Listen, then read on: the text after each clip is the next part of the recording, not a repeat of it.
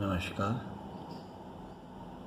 आज हम विषय माइक्रो प्रोसेसर कोड EL207 के अंतर्गत यूनिट 1 नंबर सिस्टम सब यूनिट 1.8 बाइनरी कोड्स के अंतर्गत हैमिंग कोड का अध्ययन करेंगे।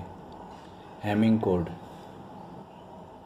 R.W. Hamming developed a system that provide a methodical way to add one or more parity bits to a data bits in order to detect and correct error। तो ये R.W. Hamming द्वारा develop system था जिसमें हम data bits के साथ कुछ parity bits add करते हैं जिसके द्वारा हम एरर को ना केवल डिटेक्ट कर सकते हैं बल्कि उसको करेक्ट भी कर सकते हैं। तो ये एक तरह से error detection and correction code है। This code uses a number of parity bits depending upon the number of information bits that is data bit located at a certain positions in the code group. तो इस system में हम कितनी data bits काम में लेते हैं उस पे अकॉर्डिंग हम पैरिटी बिट्स का सिलेक्शन करते हैं जो कि टोटल कोड ग्रुप बनाता है और उस टोटल ग्रुप में पैरिटी बिट्स की लोकेशंस भी सर्टेन होती हैं। तो पहले तो हम ये देखेंगे कि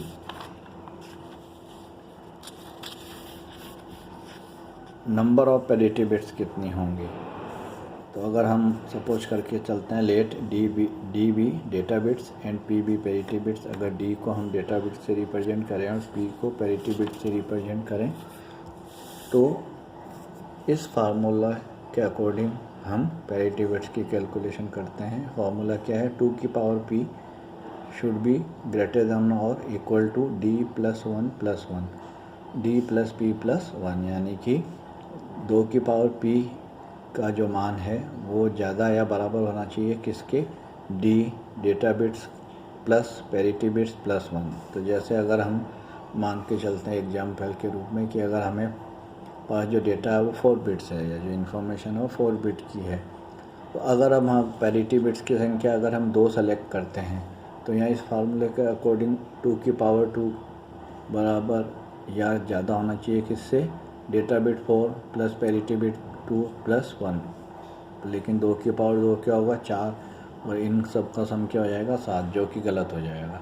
ना तो ये 4 इसके बराबर है ना इससे ज़्यादा है, तो इसलिए पैरिटी बिट 2 से इस कोड में काम नहीं चलेगा। तो हम क्या करते हैं भाई, पैरिटी बिट इसके नेक्स्ट 3 लेते हैं। तो अगर अब 2 की पावर 3 क्या हो जाएगा, 8, और इन टोटल का सम क्या है, 7। तो यहाँ ये अब ये टोटल पैरिटी बिट्स अगर हम 3 लेते हैं तो हैमिंग कोड सही तरीके से काम करेगा। तो इसलिए हम पैरिटी बिट इस 4 बिट कोड के लिए 3 पैरिटी बिट की हमें आवश्यकता रहेगी जो हम सेलेक्ट करते हैं। thus P3 satisfies the above relationship, that is therefore 3 parity bits are required to provide single bit error correction and detection for 4 data bits।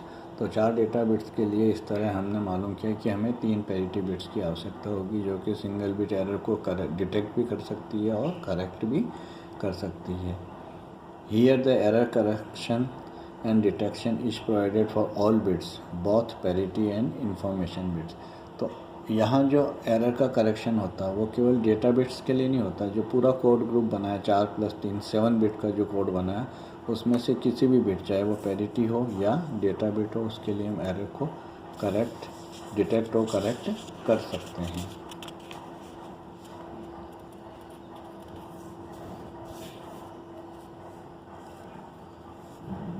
Placement of the parity bits in the code. अब ये जो data plus parity bit से मिलकर जो code बनेगा, जैसे 4 bit data के लिए अगर जो 4 + 3 7 बिट का जो कोड बनेगा उसमें किस किस लोकेशन पे पैरिटी बिट हमें प्लेस करनी है वो हम कैसे मालूम करते हैं।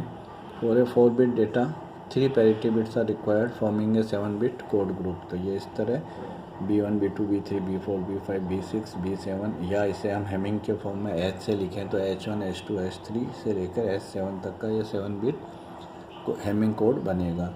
अब इसमें the parity bits are located at positions which are equal to ascending powers of 2, that is 2 की पावर 0 बराबर 1, 2 की पावर 1 बराबर 2, 2 की पावर 2 बराबर 4, 2 की पावर 3 बराबर 8। तो इस कोड ग्रुप में ये 1, 2, 4 और अगर ये ज़्यादा बिट्स का कोड है तो 8 भी इन पोजीशंस पर पैरिटी बिट रहेगी। तो अब हम वापस से इसको डेटा बिट्स और पैरिटी बिट्स के रूप में हैमिंग कोड को इस तरह लिख सकते हैं। H1 पर पैरिटी बिट रहेगी P1, H2 पर पैरिटी बिट रहेगी P2 2 की पावर 1, H3 पर डेटा बिट पहली डेटा रहेगा लेफ्ट साइड से, H4 पर थर्ड पैरिटी बिट जो चौथे नंबर पे 2 की पावर 2 हो। तो इस तरह P1, P2, P3 ये इन H1, H2, H4 पोजीशन पे 3 पैरिटी बिट्स रहेंगी। H3 पर D1 है, इसी तरह H5, H6, H7 पर remaining data bits D2, D3, D4 place होंगी।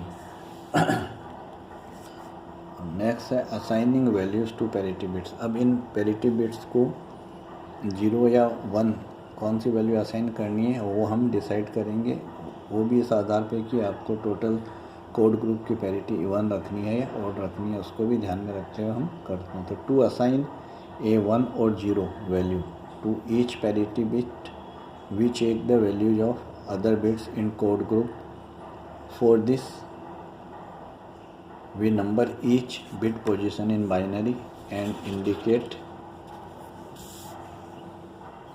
the parity and information bit location as shown below। तो यहाँ जो ये 7 बिट हैमिंग कोड है H1 से लेकर H7 तक, उसकी हम पोजीशन बताते हैं। बिट पोजीशन 1 2 3 4 5 6 7 ये डेसिमल में है। इनका जो हमने अभी पीछे देखा था कि कौन कौन सी पैरिटी है, कौन कौन सी डेटा, तो P1, P2, फिर D1, P3, D2, D3, D4 इस तरह इनका इन लोकेशन पे प्लेसमेंट है। 1 2 4 पर पैरिटी बिट है, 3 5 6 7 पर डेटा बिट्स हैं। अब इनका ये जो पोजीशंस हैं बिट्स की, इनकी बाइनरी में अगर हम वही नंबर को डेसिमल की जगह बाइनरी में लिखे तो ये क्या आएगा 001 से लेके 111 तक। तो ये इनका बाइनरी पोजीशन नंबर है।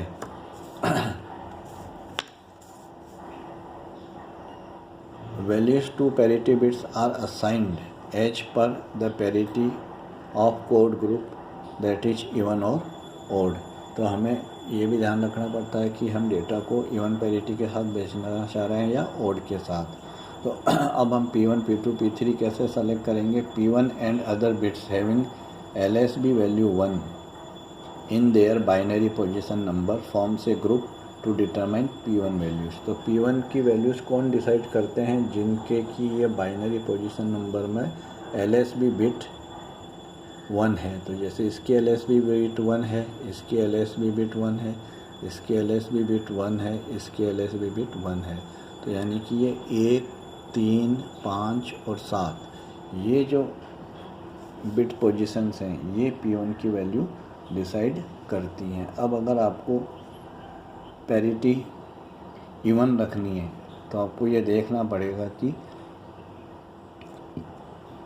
P1 की वैल्यू तो अभी हमें डिसाइड करनी है, लेकिन ऑलरेडी जो 3 5 7 पर जो डेटा बिट्स हैं उनकी वैल्यू हमें पता है, उनका ये जो पोजीशन नंबर है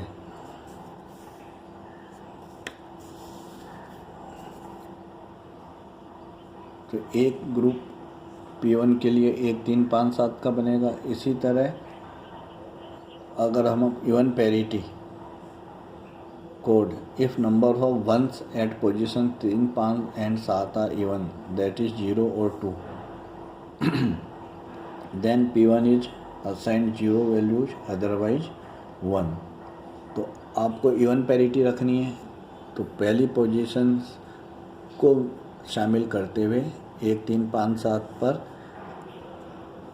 डेटा या डेटा की वैल्यूज क्या हैं, डेटा बिट्स क्या हैं, 0 है या 1 है, उसको हम काउंट करते हैं।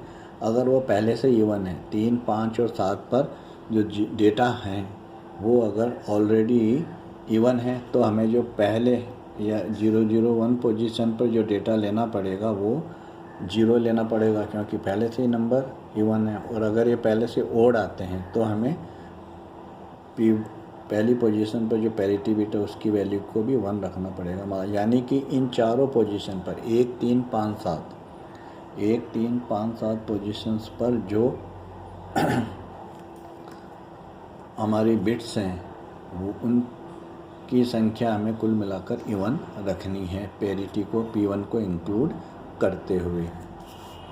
इसी तरह P2 क्या है, P2 एंड अदर बिट्स एक दूसरा ग्रुप बनाते हैं जिनमें कि हम उनकी सेकंड LSB को चेक करते हैं। इस ग्रुप में कौन कौन सी बिट पोजीशंस होंगी, तो जिनकी सेकंड LSB वैल्यू 1 होगी बाइनरी पोजीशन नंबर में। तो ये एक दूसरा ग्रुप बनाते हैं। तो यहाँ हम ये देख सकते हैं कि दो जो पोजीशन है उसकी बाइनरी इक्विवेलेंट क्या है, 0 1 0, तो इसका जो सेकंड LSB है वो 1 है। इसी तरह तीसरी पोजीशन का सेकंड LSB 1 है बाइनरी में। इसी तरह छठी पोजीशन का भी सेकंड 1 है। इसी तरह 7th पोजीशन का भी सेकंड में 1 है। तो ये 2 3 6 7 पोजीशंस P2 पैरिटी बिट्स की वैल्यू डिसाइड करेंगे। अगेन मेथड वही है, आपको इवन पैरिटी में डेटा ट्रांसफ़र करना है तो इन चारों पोजीशंस पे जो 1 1 की संख्या है वो इवन होनी चाहिए, उसके अकॉर्डिंग हम P2 की वैल्यू डिसाइड करेंगे। अगर 3 6 7 पर के में वंस की संख्या ओड है तो P2 पर पैरिटी की वैल्यू हम 1 रखेंगे ताकि टोटल बिट्स मिलाकर इवन हो जाए। अगर 3 6 7 पर पहले ही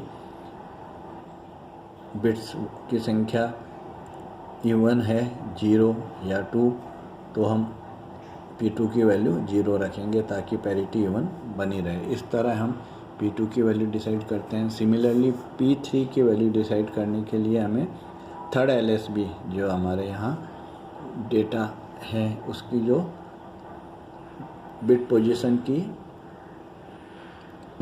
थर्ड LSB है उसको आप, क्योंकि 7 ही हैं तो ये 3 बिट्स बाइनरी नंबर से रिप्रेजेंट हो रही हैं तो उसको थर्ड LSB या हम MSB भी कह सकते हैं। उनकी वैल्यू जो 1 है वो पोजीशंस हम इसमें काउंट करेंगे। तो इसमें जैसे बिट पोजीशन 4 उसकी बाइनरी वैल्यू में थर्ड LSB पे 1 है, 5 में यहाँ 1 है, 6 में यहाँ 1 है, 7 में यहाँ 1 है। तो ये 4 5 6 7 जो पोजीशंस है वो वहाँ के डेटा P3 की वैल्यू 1 होगी या 0 होगी पैरिटी बिट्स की, उसको डिसाइड करते हैं। तो अगर 5 6 7 पर ऑलरेडी अगर जो 1 है उनकी संख्या इवन है तो P3 बिट्स 0 होगी, और अगर यहाँ पर जो उपलब्ध डेटा बिट्स हैं उनकी संख्या ओड है तो आपको P3 पैरिटी 1 लेनी पड़ेगी ताकि ओवरऑल आपकी इवन पैरिटी बन सके इस ग्रुप की। तो इस तरह हम P1 P2 P3 की वैल्यू डिसाइड करते हैं। Thus, when P1, P2 and P3 parity bits are found, then we can write complete Hamming code group। तो जब आपको P1, P2, P3 की वैल्यू फाइंड आउट हो गई है इस मेथड के द्वारा कि जो आपकी ट्रांसफ़र डेटा है उसकी पैरिटी इवन रखनी है तो उसके अकॉर्डिंग हम P1, P2, P3 सेलेक्ट करेंगे।